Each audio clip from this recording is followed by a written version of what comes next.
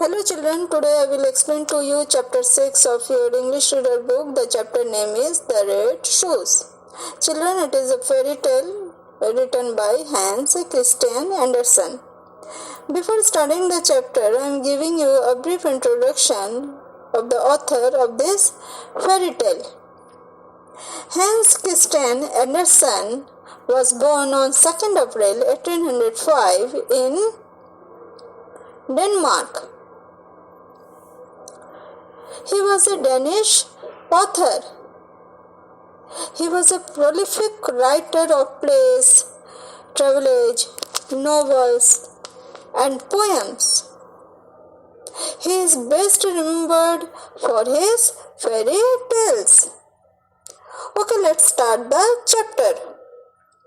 There was once a little girl who was very pretty and delicate, but in summer she was forced to run about with bare feet. She was so poor, and in winter wear very large wooden shoes, which made her little insteps quite red, and that looked so dangerous.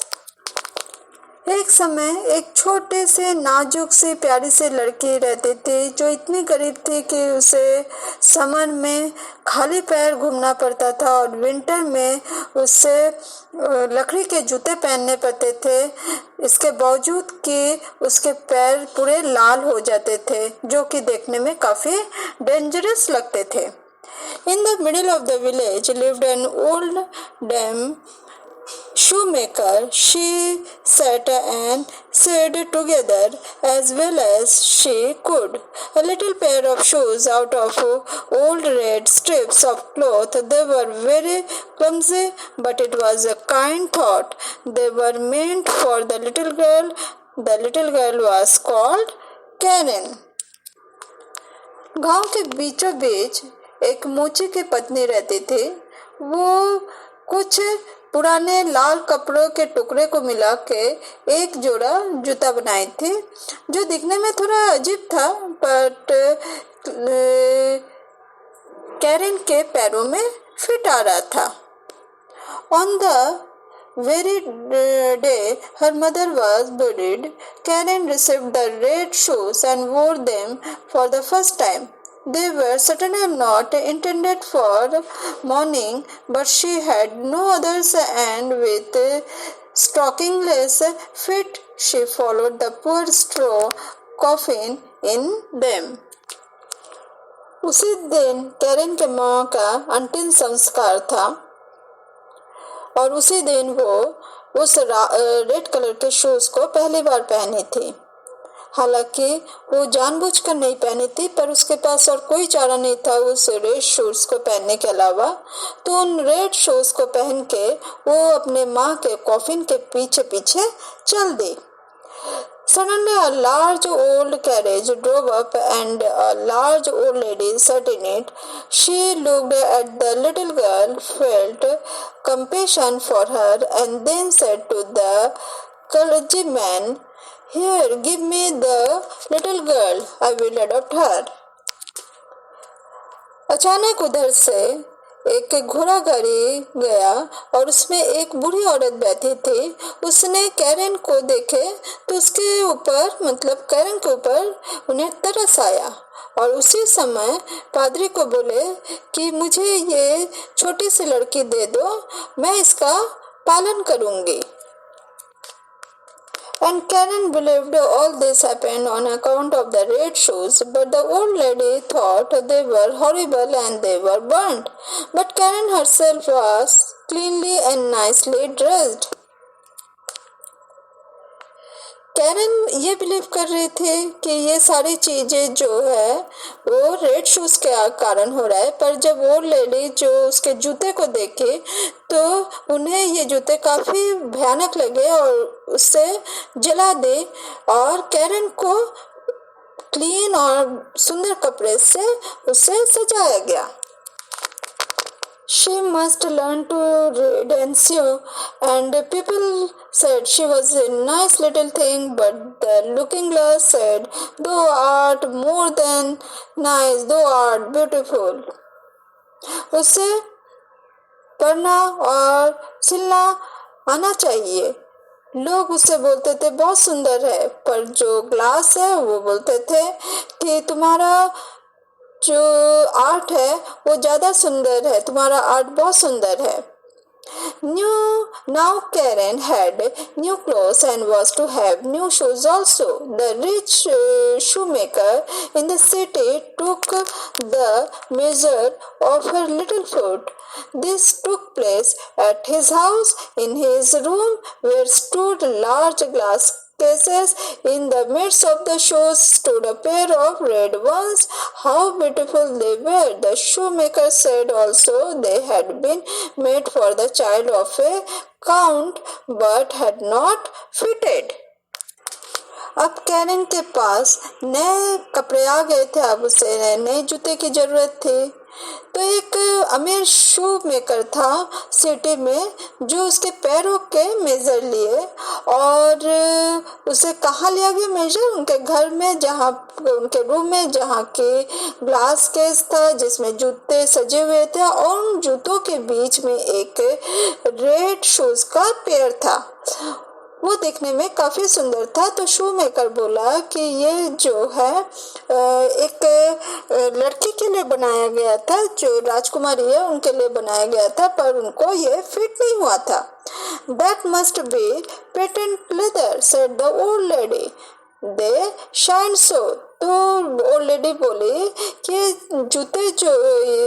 जूते जो है ये चमकीले leather से बना है, जिसके कारण ये शाइन कर रहा है। Yes, they shine, said Karen, and they fitted and were bought.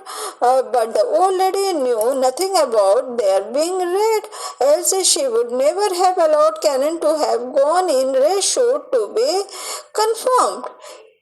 Yet such was the case. In the afternoon, the old lady heard from everyone that the shoes had been red, and she said that it was very wrong to Karen, that it was not at all becoming, and that his future Karen should only go in black shoes to church even when she should be older. तो Karen बोलते कि हाँ ये shine कर रहे हैं और ये फिट भी हो रहा है जो खरीदा गया है। पर ओल्ड लेडी ऐसा क्यों बोली? क्योंकि ओल्ड लेडी को दिखाई नहीं दे रहा था कि वो रेड है या किसी दूसरे कलर का है। अगर वो जानती कि वो शू रेड कलर का है तो कभी कैरन को अलाउ नहीं करती कि उसे खरीदने के लिए। और एक घटना घटी। शाम के वक्त जब ओल्ड लेडी दूसरे लोगों से सुनी कि वो जो कैरन जो शू खरीदी है वो रेड कलर का है, तो वो बोली कि ये कैरन ने गलत किया है और ये नहीं करना था, और ये अच्छी बात नहीं हुई, क्योंकि फ्यूचर में कैरन को जब भी चर्च में जाना होगा अब उसे ब्लैक शूज में जाना पड़ेगा, और इवन जब वो बड़ी भी होगी तब भी उसे ब्लैक शूज में ही जाना पड़ेगा। The next Sunday there was the sacrament, and Karen looked at the black shoes, looked at the red ones, looked at them again and put on the red shoes. दूसरे दिन Sunday था और उस दिन baptism था। Karen जो है एक बार ब्लैक शूज को देखी और एक बार रेड को खरीदी थी उसको देखी, फिर दोनों को फिर से देखी, पर पहनी कौन से? वो रेड शूज को ही पहनी।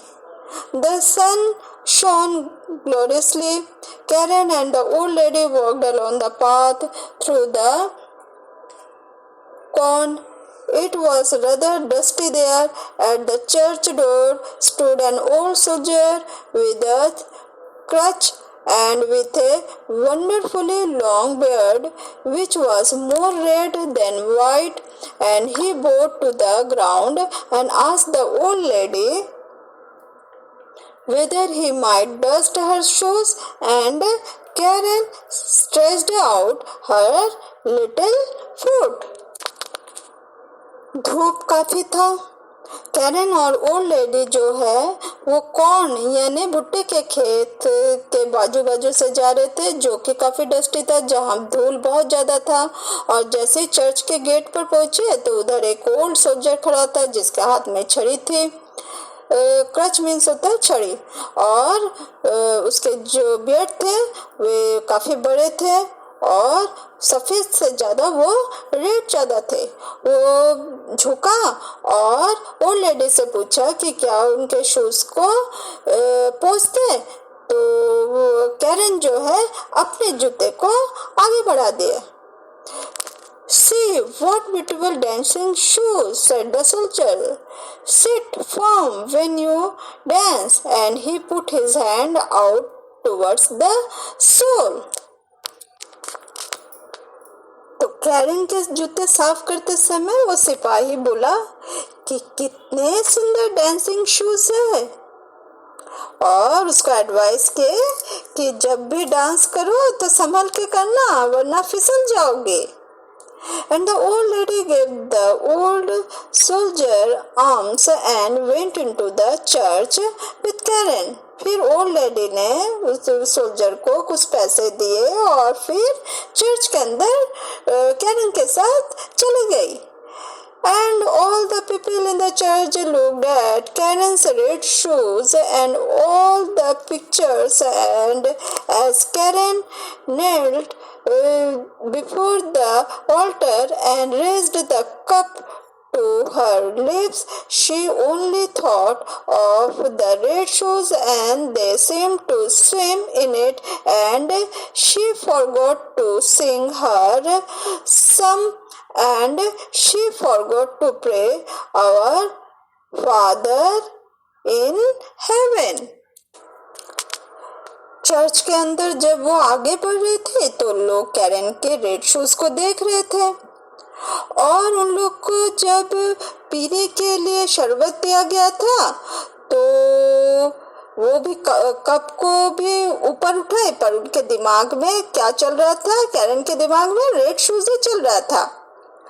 और जब घुटने में बैठ के भगवान के प्रार्थना करने का टाइम आया तब भी जो है वो ये बोलना भूल गई कि आवर फादर इन हेवन। क्यों? क्योंकि उसके दिमाग में क्या चल रहा था कि वही रेड शूज के बारे में ही दिमाग में चल रहा था। Now all the people went out of church and the old lady got into her carriage. Karen raised her foot to get in after her when the old soldier said, Look, what beautiful dancing shoes! जब लोग church से बाहर निकले तो old lady भी church से बाहर निकली। फिर वो अपने घोड़े गाड़ी में चढ़ गई, कैरन भी उसके पीछे पीछे। जैसे ही घोड़े गाड़ी में अपने पैर रखा उसी समय ओल्ड सोल्जर बोला कि देखो कितना सुंदर डांसिंग शूज है। And Karen could not help dancing a step or two, and when she began, her feet continued to dance.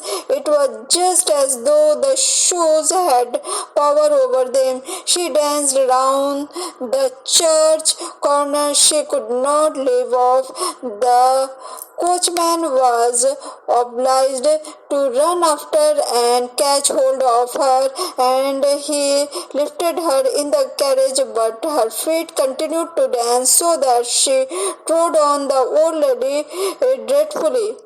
At length she took the shoes off, and then her legs had peace. जैसे ही soldier ये बोला तो वैसे ही Karen जो है वो dance करने लगी, और ऐसा लग रहा था कि जैसे उसके पैर अपने आप डांस कर रहे हो, और वो चर्च के चारों तरफ डांस किए जा रही थी। तो जो घोड़ा गाड़ी वाला जो था वो उसके पीछे, कैरन के पीछे भागा और उसे पकड़ा और कैरेज के अंदर उसे चढ़ाया। तो इसमें कैरन का पैर बूढ़ी औरत के पैर में भी लगा, और तभी वो शांत हुई जब उसके पैर से जूते को उतारा गया। The shoes were placed in a closet at home, but Karen could not avoid looking at them. और घर पहुंचने के बाद वो रेड शूज को एक क्लोजेट में रखा गया, बट कैरन जो है अब अपने उस रेड शूज को देखना बंद नहीं कर रही थी और वो कंटिन्यूसली देखी जा रही थी। Okay, student, I think all of you have understood this chapter.